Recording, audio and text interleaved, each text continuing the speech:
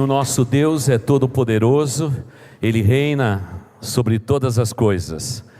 O tema sugerido, sempre a sugestão vem pelo pastor da igreja, e vamos tratar então do sobrenatural, ou vivendo o sobrenatural, e hoje vamos caminhar um pouco e vamos puxar da Bíblia um personagem bíblico. Então você pode abrir a sua Bíblia já em Gênesis capítulo 15. Querida igreja, nós temos que entender que a nossa vida é uma só. Eu sei que algumas pessoas costumam dizer assim: olha, eu separo as coisas, pastor, a minha vida na igreja é uma, a minha vida em casa é outra, a minha vida no mundo secular é outra. Queridos irmãos, não tem como dividir isso, a nossa vida é uma só. Um cristão verdadeiro, ele tem uma vida só, ele não tem faces diferentes, ele não age de diferentes formas em diferentes lugares. A nossa vida é uma só. E isso é aquilo que nós aprendemos no mês 100%, quando falamos sobre integridade. Um crente, ele é íntegro, ele é correto em suas atividades, ele é correto nos seus relacionamentos pessoais e interpessoais. Sempre a vida de um cristão é algo previsível, uma pessoa que ela é o que é do começo ao fim, e o gostoso de nós nos relacionarmos com pessoas é isto: são pessoas únicas, especiais, abençoadas por Deus, são sempre o mesmo, e não muda, não tem essa transformação. Mas eu também entendo que por sobre os nossos ombros, aquilo que vai além da nossa humanidade, todos nós vivemos uma vida sobrenatural, porque nós cremos no sobrenatural. Claro que a vida é só humana até o dia de nos encontrarmos com Jesus Cristo. Depois de uma conversão genuína, nossa vida também se torna uma vida sobrenatural. Vivemos a vida, mas essa vida que vivemos, como diz a Bíblia, vivemos pela fé no Filho de Deus. E aí a nossa vida começa a viver um ambiente sobrenatural. E a gente percebe muito isso na vida das crianças, não é? Imagine elas diante de um lanchinho, domingo, na classe da escola bíblica dominical, e uma diz para a outra assim: não pode comer, porque primeiro a gente tem que agradecer pelo alimento. Você imagina isso? E aí então faz a oração de gratidão a Deus pelo alimento, e aí depois come o lanchinho. A gente sabe, logo depois do berçário, que nós vivemos uma vida humana, comemos até pão de queijo, e os pequenininhos até dananinho, mas tudo tem que ser em gratidão a Deus, porque a nossa vida, ela é sobrenatural, é uma vida de fé que nós vivemos. Portanto, o sobrenatural sempre vai fazer parte da vida de um cristão. No objetivo que você lançou no seu coração, nessas 7 semanas de jejum e oração, pode perceber que você está orando por algo que não é puramente natural, porque o que é natural, a gente faz, Deus nos dá a capacidade para fazer, mas o que é sobrenatural, só mesmo na dependência dEle, não tem como ser diferente. Portanto, nós vivemos sim uma vida natural, mas o aspecto mais lindo da nossa vida é o sobrenatural. Imagina você cantando agora: nosso Deus é um grande Deus, nosso Deus reina sobre tudo e sobre todos. Para cantar uma canção como essa, você já sem dúvida nenhuma, você acredita no sobrenatural. Não dá para cantar nenhuma canção nossa se você não tiver um viés da tua alma voltado para aquilo que não é apenas humano, mas é sobrenatural, porque essa é a constituição daqueles que servem a Deus. Eles continuam nesse mundo, mas num certo sentido não são mais desse mundo, porque eles já vivem uma vida sobrenatural. Eles vão para os céus, mas o céu já começou para eles, aqui no meio dessa confusão, desse caos que é o mundo em que vivemos. Porque a nossa vida não é puramente humana, ela é sobrenatural, ela é sobrenatural. Eu não nasci no Evangelho, conheci a Cristo muito tempo depois, mas eu me lembro do sobrenatural para minha família. era estar, por exemplo, em uma igreja, quando por devoção ela adorava certas imagens e determinados santos e nos ensinava que nós tínhamos que crer no sobrenatural, porque ele era real. Mais tarde, quando eles começaram a andar, não é, pelo baixo e alto espiritismo, era a mesma coisa. Em cada uma daquelas sessões do alto e baixo espiritismo, unia-se as mãos, invocava os espíritos, porque precisava da orientação dos espíritos para que pudéssemos viver a nossa vida natural. E até mesmo há aqueles que se dizem agnósticos hoje. Eles têm um viés sobrenatural da vida dele, porque para crer em tudo que eles creem, tem que crer no sobrenatural. Sem dúvida nenhuma. E nesse sentido, talvez eles sejam tão crentes como muitos crentes que eu conheço, mesmo sendo agnósticos. Pode ter certeza, porque para crer em todo aquele conjugado de doutrinas, tem que ter muita fé. É por isso que dias atrás eu escrevi que eu não tenho fé. Eu não tenho fé para ser ateu. Não dá, é muito complicado, é mais fácil crer. É muito mais fácil. Portanto, nós temos que entender que cada personagem bíblico, eles eram humanos como todos nós, mas houve momentos da sua vida em que eles foram tocados por aquilo que não é humano, a aquilo que é sobrenatural. Vejamos Abraão. O texto nos diz assim: depois destas coisas, e se você virar a Bíblia, tem muitas coisas que aconteceram, na família de Abraão, principalmente ligado ao seu sobrinho Ló, que ele inicialmente foi orientado por Deus para não levar ninguém da sua família. Ele deveria sair só de Ur dos Caldeus, mas ele fez questão de levar um sobrinho. O sobrinho deu dor de cabeça. Não é fácil. Quando Deus te pede alguma coisa e você quer viver com Deus, lembre-se: obedeça o que Deus diz. E depois de muita coisa, parece que a Bíblia faz um suspiro e diz assim: depois destas coisas, o Senhor falou a Abraão, numa visão. Os estudiosos creem que isso foi falado em sonho, enquanto que uma boa parte acredita que ele estava lúcido pensando nas coisas de Deus e Deus falou no seu intelecto. Mas seja como for, teologicamente Deus falou. Ele diz: não tenha medo. Não tenha medo, Abraão. Eu sou o seu escudo. Grande será a sua recompensa. Simplesmente isto. Então vamos começar a invadir o sobrenatural. Parece que o sobrenatural, vocês podem deixar o texto lá exposto, eu vou pedir. Me parece que o sobrenatural nos acolhe, ou nos engole, ou nos envolve, ou tromba conosco, me desculpe a expressão, quando somos tomados pelo medo, pelo pavor. E é interessante perceber que quando os seres humanos são acolhidos e tomados pelo medo, acontece algo estranho na nossa vida humana. Parece que nós perdemos a perspectiva das coisas futuras. Quando estamos tomados pelo medo, a visão futura da nossa vida é prejudicada. E é por isso que talvez por 365 vezes, na Bíblia inteira Deus diz: não tenham medo.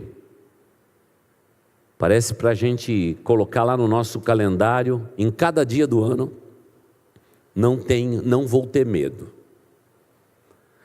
Porque o medo rouba de nós a perspectiva do futuro. Esse é o momento dramático na vida desse homem, que já tinha recebido um chamado sobrenatural de Deus, de abandonar o que ele tinha e levar consigo apenas a sua família. Deus já tinha planos grandes para a vida dele, mas quando Deus demora para responder, muitas vezes somos tomados pelo medo, pela inquietação, pela ansiedade. E agora o texto bíblico diz claramente que Deus não disse: como vai, Abraão? Tudo bem? Você está bem? Você está se sentindo bem? Como é que está a sua tenda? Como é que está o ar-condicionado no deserto? Como é que está aí o seu gado? Como é que está aí os seus servos? Como é que andam as coisas? Contam para mim, e etc. Não, não é esta a linguagem. Essa não é a linguagem. Parece que Deus, quando manda os seus mensageiros ou faz qualquer outra manifestação, Ele vai direto ao ponto, porque Deus não olha para a aparência do homem, Ele olha para o coração, Ele vai direto ao ponto. E a questão agora desse homem é que ele diz assim o seguinte: Deus me trouxe para o meio do nada, me prometeu que faria de mim uma grande nação, mas infelizmente minha esposa já passou o tempo de gerar, eu já sou velho e eu não sei como é que vai acontecer isso. E agora ele é tomado por perplexidade, porque senão Deus não teria dito para ele: não tenha medo. Se você quer entender o sobrenatural, apanhe os seus medos e as suas ansiedades e diga para o Pai: fale ao meu coração, eu preciso da tua direção. Não se apegue ao medo, não se apegue à ansiedade, não se apegue às circunstâncias humanas. Olhe além das circunstâncias humanas, porque ali está o sobrenatural. É ali que a gente exerce a nossa fé. E Deus vem e diz: não tenha medo. Mas irmãos, uma coisa eu aqui do púlpito dizer para vocês: não tenha medo. Outra coisa é, por causa da circunstância, Deus com a sua voz poderosa dizer ao seu amigo Abraão: não tenha medo. É outra coisa, completamente diferente. Deus precisava intervir na vida de Abraão, porque ele já estava perdendo até mesmo a visão de futuro dele. E o mesmo acontece conosco, e corremos esse risco. Às vezes somos tão pressionados, muitas vezes somos nós que cometemos erros, tomamos decisões erradas na nossa vida e passamos por um monte de provações, por decisões pobres que tomamos, quando não buscamos a sabedoria do alto.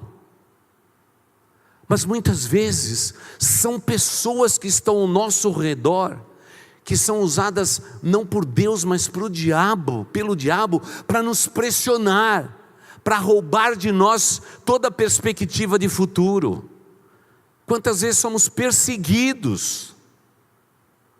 E há outras ocasiões que é o próprio diabo que se levanta contra a gente. É nesse momento, é nessa hora, é que eu tenho que entender que eu não vivo só uma vida humana. A fé que um dia eu abracei na pessoa de Jesus Cristo, ela é sobrenatural.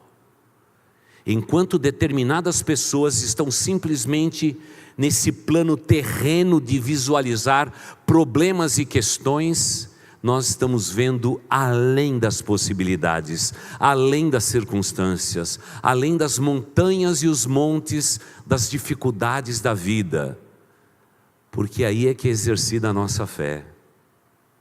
Mas a terapia de Deus é sempre esta: quando Ele vê que um filho, uma filha, está comprometendo o futuro dele por causa do medo, do pavor e da ansiedade, aí Deus fala ao coração desse homem, desta mulher, deste moço, desta moça, e diz sempre sussurrando pelo seu espírito: não tenha medo, porque o medo nos apavora, nos congela e pode até nos destruir. Quem sabe você começou essas 7 semanas de jejum e oração dizendo: pastor, eu não sei que decisão tomar na minha vida. Pastor, eu estou vivendo na minha vida, nos meus negócios, nos meus relacionamentos, momentos críticos. Eu não sei para onde eu vou. Tudo aquilo que eu tenho feito na minha vida parece não sair do lugar. Parece que eu não tenho sucesso. Parece que eu não alcanço êxito. E aí a tendência sua é olhar para o passado, porque você vai dizer para você mesmo: eu já fui mais feliz. E aí você chega diante de Deus e diz assim: Deus, o que está acontecendo contigo? Eu já fui mais feliz, mais próspero, mais abençoados e tantas coisas, e hoje eu me sinto infeliz, acabado, e não sei o que vai ser do meu futuro. É nessa hora que Deus te traz para uma reunião como essa para dizer: filho meu, olhe além dos montes, olhe além das circunstâncias, não tenha medo, porque você é meu filho, minha filha. O teu futuro está nas minhas mãos e não nas suas mãos. Não tenha medo. Abraão, se eu prometi que você vai ser abençoado sobre a face da terra, eu não sou homem para mentir, e nem filho de homem para te decepcionar. Eu sou Deus que cumpro a minha palavra. E são nesses momentos, irmãos, em que a gente tem que criar músculos espirituais para olhar além da circunstância e não desistir daquilo que nós cremos a respeito de Deus. Porque, irmãos, vivemos num tempo em que o medo, o pavor do futuro, o medo que diz respeito aos nossos filhos, à nossa descendência, nos congela, nos rouba a alegria do presente e compromete o nosso futuro, a perspectiva do nosso futuro. Esse é o momento que ele está dizendo. Porque olha o que aconteceu com ele. Ele teve perdas.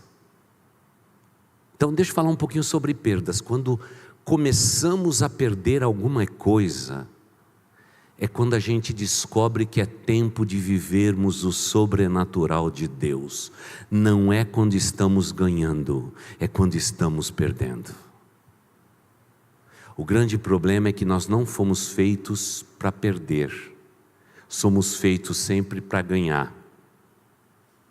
Tanto é que eu e você, desde a infância, não fomos treinados para a derrota. Só fomos treinados para a vitória. É um erro que cometemos. Precisamos ensinar os nossos filhos e a nossa descendência que às vezes, mesmo crendo em Deus, as coisas não dão certo. Porque o nosso Deus faz com que até as coisas negativas da nossa vida concorram para o nosso bem. Precisamos já desde pequeno ensinar músculos para os nossos filhos, que eles não vão ser bons em tudo. Vai haver problemas, vai haver dificuldades, e quando elas chegarem, nós temos que ter a nossa fé realçada naquilo que é sobrenatural, não apenas aquilo que é natural. E por conta de perdas, por conta do choque que ele sofreu a respeito do seu sobrinho, e todos os desdobramentos de receber de volta o sobrinho em casa, Deus começa dizendo: depois destas coisas, o Senhor fala a Abraão e diz: não tenha medo, Abraão. Eu gosto muito quando Deus nos chama pelo nome, quando Ele fala pessoalmente com a gente, e a gente sente que é a voz de Deus falando conosco. Eu sou seu escudo. Abraão vivia um momento difícil. Todo mundo sabia da fama dele, sabia de tudo que ele possuía, e sabia de uma maneira sobrenatural que muito que tinha acontecido nas cidades impenitentes dizia respeito ao Deus de Abraão. Isso nos apavora, irmãos. Quando a fama de Deus é grande, o homem grande, desculpe, entre aspas, Abraão, vai estar em evidência. Ele precisa dar respostas.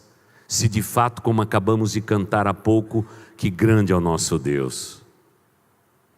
E é nesse momento em que Deus diz: eu sou o teu escudo, eu te defendo.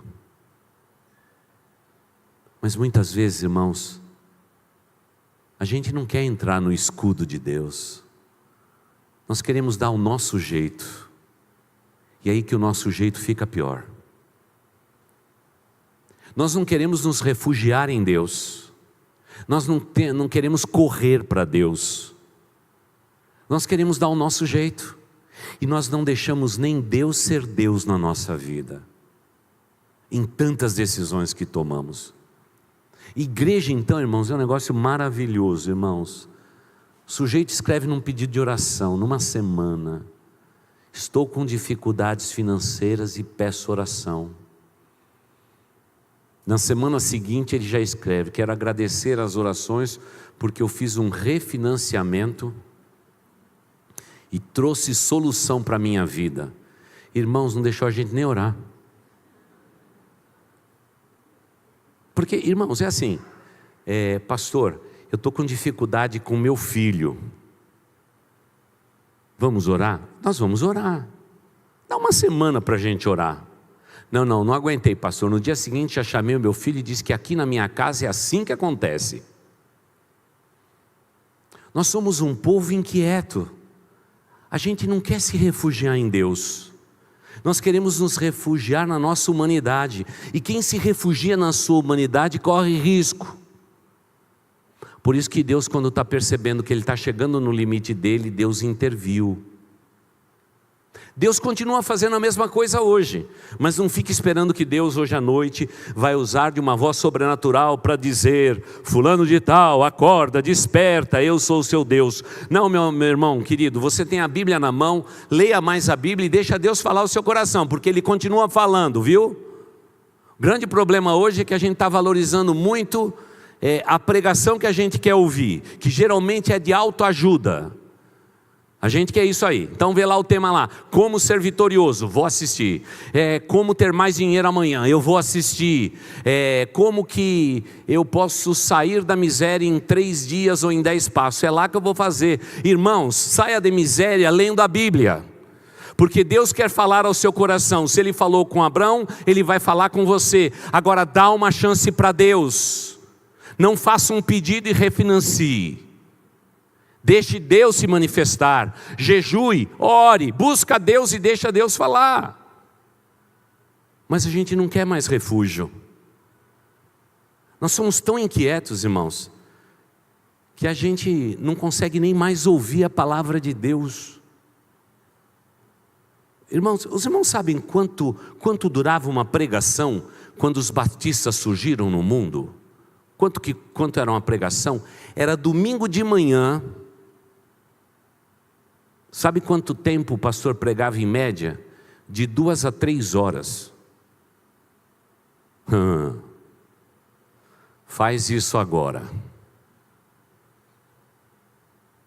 Domingo que vem não vai ter mais ninguém. Agora a turma quer louvar 1h30 e ter 15 minutos da palavra de Deus. E aí Deus diz assim: esse povo me honra com os lábios, mas me nega com o coração. A intervenção de Deus é a intervenção que Deus quer fazer na nossa vida, porque nós não vivemos uma vida apenas natural, a nossa vida é sobrenatural. Abraão, eu lembro para você, eu sou teu escudo. O maligno pode ter todos os seus dados inflamados, mas eu sou teu escudo, filho. Eu sou teu escudo, filha. O inimigo, o caluniador pode se levantar, mas eu sou teu escudo. Eu te defendo, eu vou te colocar em lugares altos, eu sou seu Deus. E aí é que a gente começa a viver a vida sobrenatural. Mas, eu até nessa igreja nunca preguei a minha grande mensagem sobre os 28 mas que mudaram a história da humanidade. Quem sabe um dia eu pregue. Porque toda vez que Deus diz assim, mas, vem o humano, não vem o sobrenatural. Aí diz o texto: mas Abraão perguntou. O cara fez teologia numa boa faculdade. Ó soberano Senhor, crente sabe falar com Deus. Ó soberano Senhor.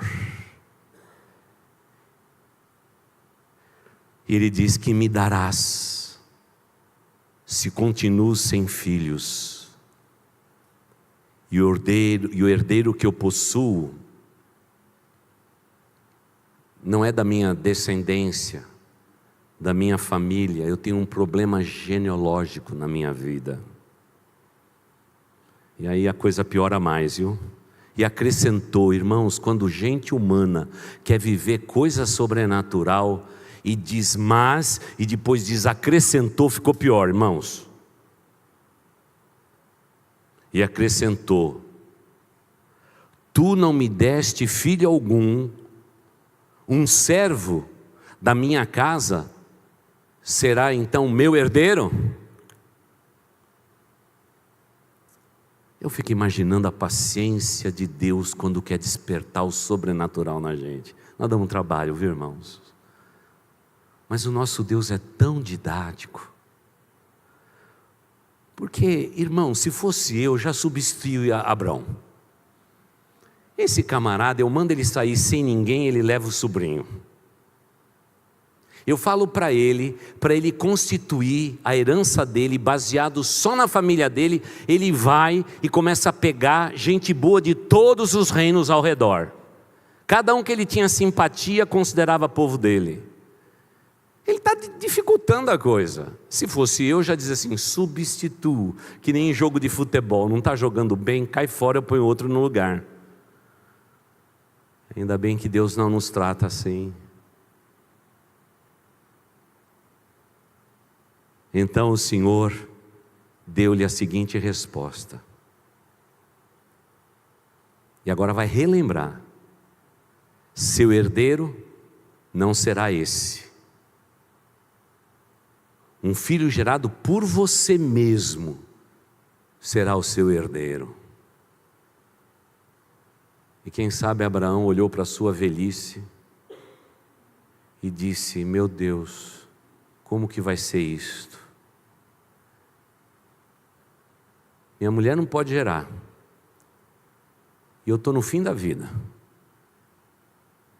Talvez lá no íntimo do coração ele diz assim: Senhor Deus, eu queria falar a respeito do corpo humano, como funciona.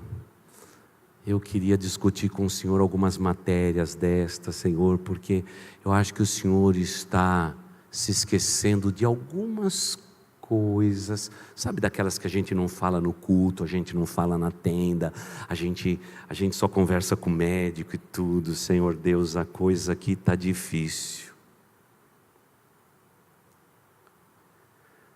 Deus diz: ok, sai da tenda, sai das tuas circunstâncias, sai da tua cama, sai do lugar onde você vive sonhando, e eu vou te mostrar qual é o plano que eu tenho para você. E levando para fora da tenda, disse-lhe: olhe para o céu e conte as estrelas. E olha como Deus é bom, irmãos. Quando a Bíblia diz que Deus é bom, é porque Deus é bom. Se é que pode contá-las, a resposta é não. Mas Deus, didaticamente, trabalhando com seu servo, diz: olha as estrelas. E eu sei que vocês que já andaram pela região do Oriente, é estonteante estrela, irmãos. Tem excursões que a gente faz com camelo, e a gente dorme em tenda. É frio, mas vale a pena, porque a temperatura baixa drasticamente, em média 18 graus à noite, faz frio. E a gente faz com o pessoal que vai conosco A mesma coisa. Sai da tenda. E no meio do deserto, você fica chocado com tanto de estrelas se acotovelando sobre a sua cabeça, que algumas áreas parecem um borrão branco de tantas estrelas, sem qualquer poluição, límpido o céu. E a gente diz para quem viaja conosco: foi isso que Abraão viu, porque as estrelas continuam no lugar. O lugar é outro, irmãos, mas você pode olhar para cima e conte as estrelas. E você diz: não dá para contar. Pois é essa vida que eu quero que você viva. Você não sabe exatamente quem eu sou, qual é o meu poder, aquilo que eu posso realizar, mas você vai me seguir pela fé. Isso é vida sobrenatural.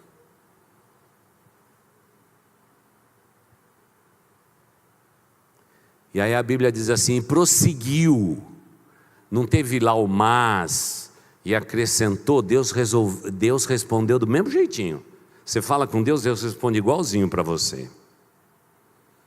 E prosseguiu. Como você não pode contar as estrelas, assim será a sua descendência. E aí acontece algo que precisa acontecer comigo e com você. Abraão creu no Senhor, e isso foi-lhe creditado como justiça.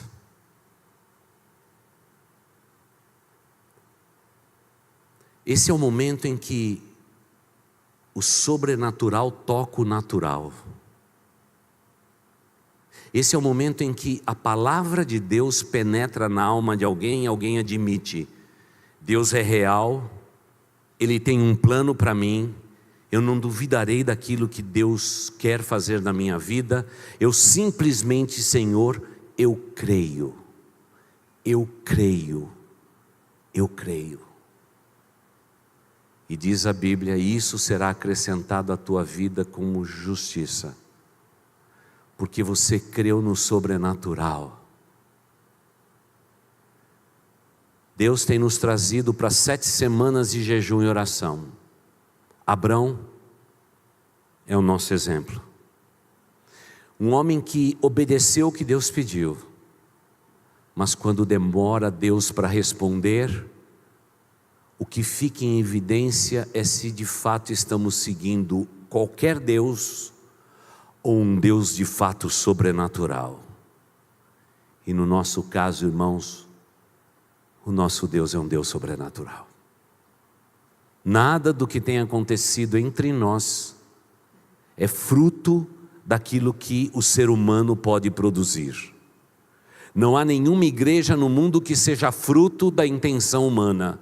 É daquilo que Deus quer fazer por nós e através de nós para a glória dEle. Como tem acontecido na nossa igreja esses últimos dias. Cada visitante que a gente apresenta, sempre tem alguém que diz assim: alguém lhe convidou? Diz: não, eu vim espontaneamente. Irmãos, pode ser que a gente, depois de ver tanto visitante na vida, a gente já fica até profissional da fé e da igreja, irmãos. Mas um camarada sair, domingo de manhã, domingo à noite de casa, para ir para uma igreja, onde ele não conhece ninguém, e simplesmente estar naquele culto, e na hora que pede para levantar, o sujeito levanta e diz: eu estou aqui espontaneamente. Irmãos, nós não estamos lidando com aquilo que é o natural, porque uma coisa dessa é sobrenatural. E quantos desses não têm encontrado o Senhor Jesus sentado nessas cadeiras? E quando chegamos lá para a classe dos visitantes, sabe o que acontece? Sabe o que eles dizem para nós? Pastor, eu gostei demais. Pastor, como eu faço para pertencer a essa igreja? Quantas vezes somos nós, pastores, que levamos a pessoa a aceitar Jesus sentada nas outras cadeiras brancas daquela sala? Eles oram conosco entregando a vida a Jesus. Isso é sobrenatural, irmãos. Tudo que diz respeito a nós é sobrenatural. Mas tem que ter um momento em que Deus tem que dizer: meu filho, minha filha, sai da tua comodidade, sai da tua tenda, sai da tua circunstância, e eu quero te mostrar as estrelas. É interessante que quando a gente sai da tenda, irmãos, Deus não diz: olhe para a circunstância. Abraão, olha para a tua esposa que já está velha, caindo aos pedaços, não dá para gerar mais nada.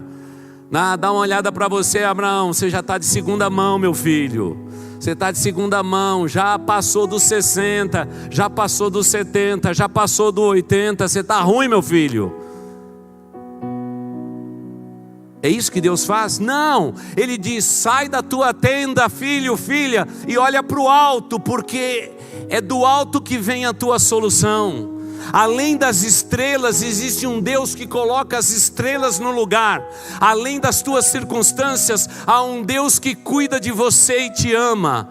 Há um Deus que, não obstante tudo que você tem passado, Ele não abandonou você. Ele continua te amando como Ele sempre te amou, desde o dia da tua conversão, desde a tua juventude, quando você o amava tanto mais. Sai da tenda e venha ver e contemplar o sobrenatural. Venha ver as circunstâncias, não as tuas, mas a minha vontade. E a gente, irmãos, precisa sair da tenda.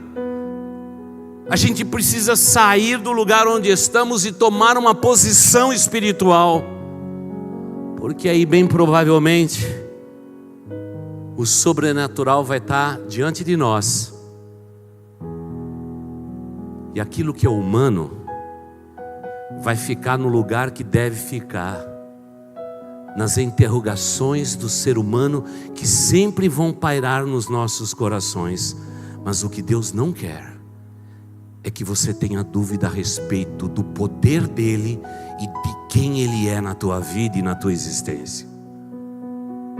Por isso, queridos irmãos, eu quero lhes convidar para que nessas próximas semanas você conviva com personagens que viveram momentos sobrenaturais nas suas vidas e puderam crer em Deus e dizer: o Deus de Israel é o meu Deus, sem dúvida alguma.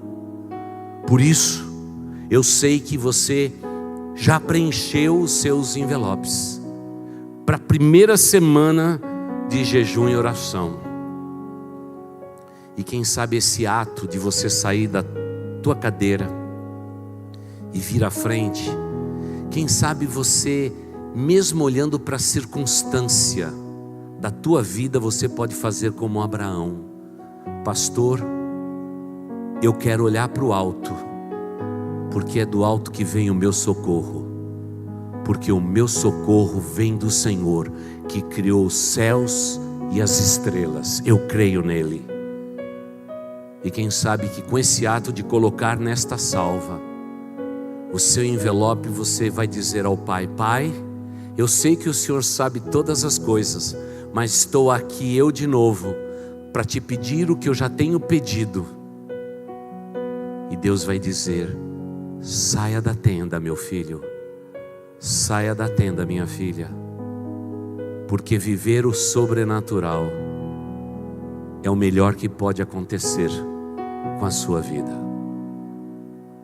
E é pela fé que a gente vive, é pela fé que a gente pode realizar coisas em nossa vida, pelo nome poderoso de Deus, só pela fé. Por isso,